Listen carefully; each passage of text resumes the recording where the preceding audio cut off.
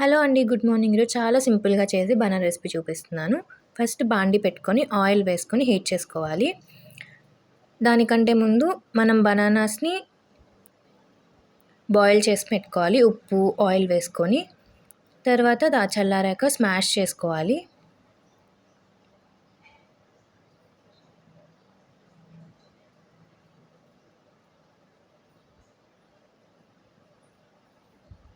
Smash చేసుకొని పక్కన పెట్టేసుకోవాలి. తర్వాత ఆయిల్ వేడెక్కాక వేరుశనగపప్పు వేసుకొని వేయించుకోవాలి.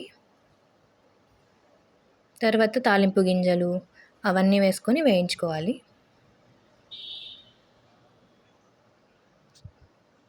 తర్వాత కరివేపాకు,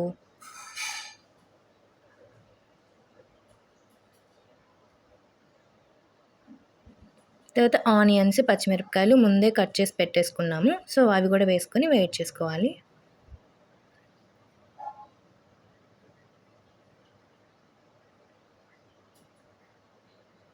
తర్వాత పసుపు ఇవన్నీ వేసుకొని ఇంకొంచెం వేయించుకోవాలి.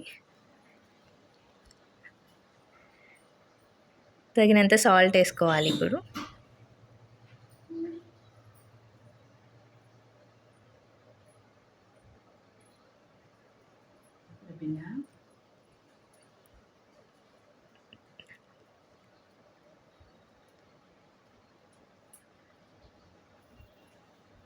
తర్వాత ముందుగా మనం స్మాష్ చేసి పెట్టుకున్న బనానా అవి ముక్కలన్నీ వేసేసి మంచిగా వేయించుకోవాలి.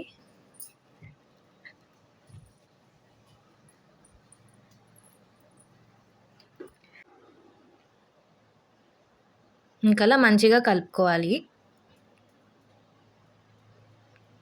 ఇంకంతే అండి. ఎంతో సింపుల్‌గా చేసుకునే banana curry ready. Thank you.